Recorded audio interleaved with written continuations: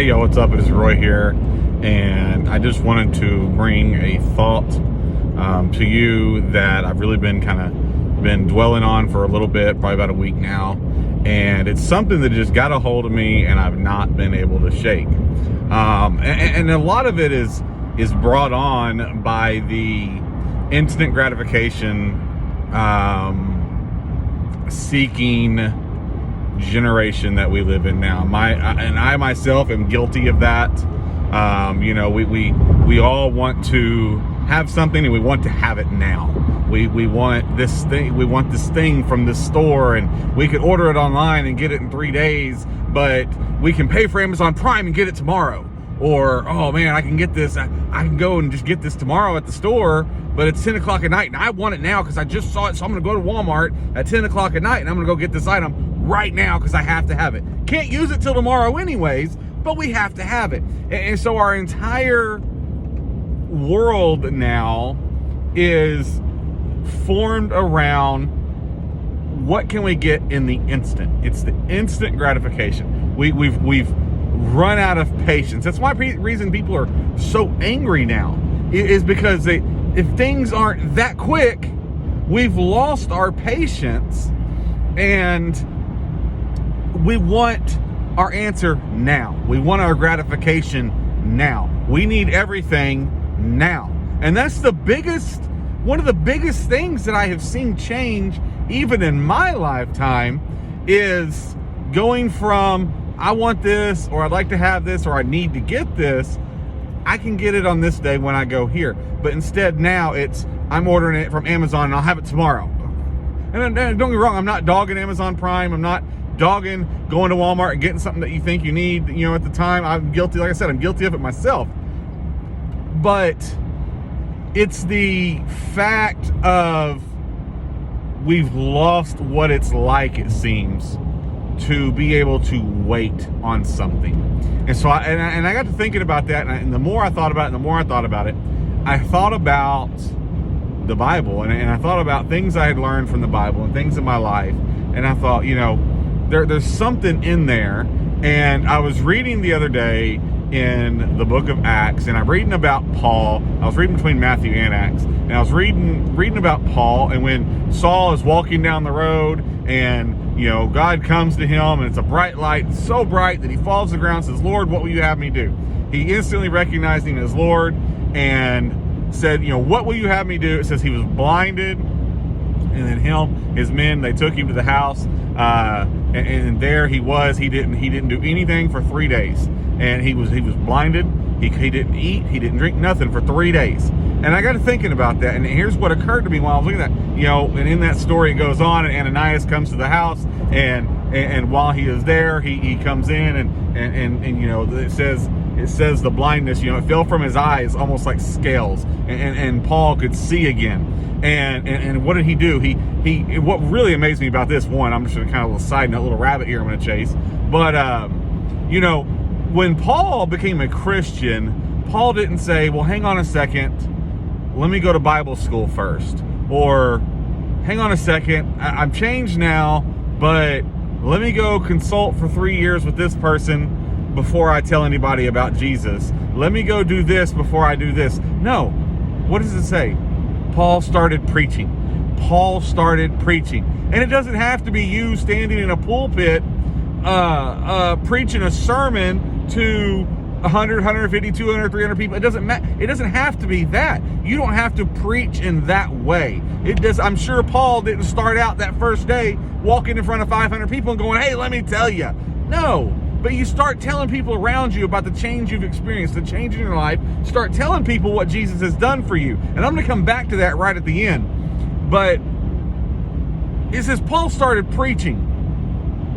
But he didn't start preaching the day he got converted. He didn't do everything the day he got converted. It was 3 days later. 3 days later when Ananias came to him in the house and he got his eyesight back. Well, of course, we all know about, the most famous 3 days in the Bible. The most famous 3 days in the Bible, obviously, is with Jesus. We obviously know, in 3 days, he will rebuild the temple. You can tear it down. I will rebuild the temple in 3 days. He died and rose again 3 days later. We all know about Jesus and the 3 days that it took from him from death to life. From the day he died to the day he rose again, it was 3 days. But I got to thinking, and as I noticed this about Paul, it made me think about Jesus. Well, as I thought about this with Jesus, then I got to thinking about how many other times in the Bible is 3 days used for something of God? How many other times is 3 days significant? And I'm sure there's more than what I just quickly looked up and found and studied into. But I got to thinking about a few, and I got to thinking about Jonah. And I got to thinking about Jonah running from the Lord. And the Bible tells us that, he prepared a great fish to swallow up Jonah. And, Jonah was thrown overboard, and the great fish swallowed him up. And in the belly of the great fish, Jonah stayed for 3 days. Until this fish came to the shore and spit him up. And Moses went forward. Now, Moses, when he was sitting in the belly of that well, didn't know at that time that fish was going to spit him out and he was going to live. So in his mind, he's in the belly of a fish, and he is, as far as he knows, he's going to die because he ran from God. He didn't follow what God told him to do. So in his mind, I'm going to die inside of this fish's belly.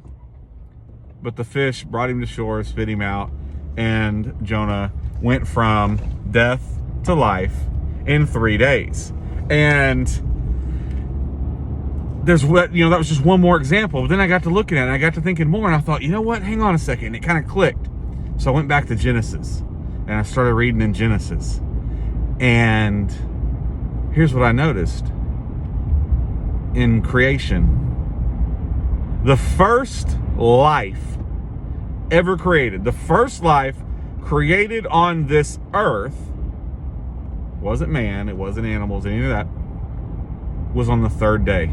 The third day is the first sign of life in the creation story, and it's the trees and the plants and all of that. Those are living, breathing things that God created, and he created those on the third day. So from day one to day three, we went from darkness to light. We went from death to life. So once again, even in the creation story, we see where we went from death to life in 3 days. Well, then I got to look at it, and I thought more. I thought, wait a minute. What about Joseph? I thought about Joseph, and I thought about his brothers and all of that. And I start reading into that, and it amazed me. It says that Joseph in Genesis 40, Joseph jailed his brothers for what they had done to him. He jailed them. They didn't know they were ever going to get out. They didn't know they were going to be free again. They didn't know they were going to live. All they knew is they got thrown into jail, and for as far as they knew, they would sit here forever until they died. But it says Joseph came to them 3 days later and said, "Do this and live." And he went on to tell them what they had to do. But once again, it was 3 days. It wasn't the second they got put in that they got a bond and they went and bonded out and they got out of jail. No, it was 3 days. Sometimes, maybe that 3 days, sometimes that delay, maybe we need that. Maybe us rushing everything is making us miss something. Maybe we're losing some of the savor that we get out of something when we wait on it, rather than rushing and getting it on that spot, at that moment, that very instant. Maybe sometimes we lose something by rushing it and making it happen too quick. Why don't we wait 3 days? Let's pray on it for 3 days. Let's think on it for 3 days. Sometimes, and I've done this also, I think I need something, and by the time I'm able to go to the store and get it a couple days later, I'm like, you know what? I really don't need this. I'm going to get it. I'm going to spend this money. I'm going to waste this money on it. I'm going to use it a time or two, and I'm never going to use it again. Do I really need this? And so that 3 days has allowed me now to save money and put it back in my wallet. And so 3 days. And once again, just like that story there, they went from darkness to light. They went from death to life in 3 days. And there was one more example that I thought was really, really fascinating. And this is with Moses when he was bringing the people out of Egypt. And Moses is battling essentially with Pharaoh, and him and God are okay, we're going to do this. Here come the locusts. Here come this. Here come that. And so in Exodus 10 and verse 23 is when God tells Moses, raise up your hands to the heaven and bring down a darkness on the land. And so he did. He brought down a darkness on the land. And it says that darkness was so dark that you couldn't see another person. It says that darkness was so dark you could feel it. The heaviness of that darkness. And I don't know if y'all have ever been into like a cave, like an underground cave. I've been into many of them. I love caves. I love caverns. I've been to a ton of them here around Texas where I've had the opportunity to go to these caves. But it's so dark when they turn all the lights out that you can feel the heaviness. You can feel the darkness when you're in those places. And it's one of those things that it's hard to explain, honestly. It's one of those things that you really have to experience to know. It's one of those things that the darkness is so heavy, you don't know if you feel like you may never see light again. And we experience that and we live in that. And so I think about that, and I think about that all the time, But he brought down this darkness for 3 days. He brought down this darkness on the land for 3 days. Well, if you don't have light, things start to die. I couldn't imagine 3 days of complete darkness where there's no light. You see this light back here in my back window. I couldn't imagine there being no light for 3 days. And Pharaoh goes, okay, you know what? Go. Take your people and go. Follow your Lord. Go. That's what he told him. And as I continue to read on through there, he again says, Pharaoh says, go, take your people, leave your cattle. Moses says, no, I'm going to take them all. We're going to take what's ours. We're going to go. And then Pharaoh eventually says, you know what? He consents. He says, all right, go. Don't ever let me see you again. Go. He hated that darkness so much. But there's one point that I left out there that I want to bring up. And I told you I was going to tie it together from early on to now. But it tells us during those 3 days of darkness that the people of Israel had lights in their houses. It says it was so dark that no light shone from anywhere. It was so dark, no light shone from anywhere, but the children of Israel had light in their houses. Now, let me tell you something. There's a couple of things to note here.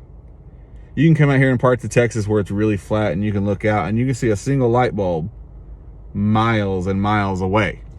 You can light a candle off in the distance in the dark and see that candle for miles and miles away. But it tells us that there was no light to be seen anywhere but in their houses.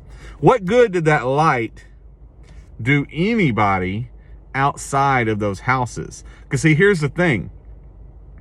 We have that light inside of us. We have that light living here inside of us. What good does that light do the world? What good does that light do anybody around us if we aren't willing to share that light? If we're not willing to take the light that's inside of us and share that with other people that are stuck in the darkness of this world, other people who are waiting for their 3 days to be up. If we don't share the light that's inside of us, that they didn't share the light inside of their houses, but we're told to, if we don't share that light, then how is anybody else around us going to know about the light? If it's so dark around them, if they're just engulfed in darkness, so dark that they can feel it, they're down, they're dread, they're in their last days, and nobody tells them about the light, what good does that do? That's why us as Christians need to share God. We need to share God's love, His Son, Jesus Christ, who came and bled and died and rose again for us. to give us that light in the darkness, to give us that peace in our soul, that happiness in our soul, an eternal heavenly home on high. If we don't share that light that's inside of us with the world, then the world is going to die in a rush in the darkness. 3 days. 3 days. You can go from darkness to light. That's all it takes. But we got to be willing to stop and wait and see what's going to happen in 3 days. We can't rush every single thing. So keep that in mind. Think about that. I'm going to try to do better myself. I know, like I said, I'm guilty of all these things myself, and I'm going to try to do better myself. But I want to encourage you to maybe take a step back and wait 3 days. If you don't get your answer right away from God, pray on it for 3 days. If you're wanting something and you're not sure if you should have it, wait on it and pray on it for 3 days. Do those things for 3 days. Just wait for 3 days and see what God reveals to you in 3 days. See what God shows you in 3 days. See what God gives you in 3 days. Share your light and see what happens. 3 days is all it takes.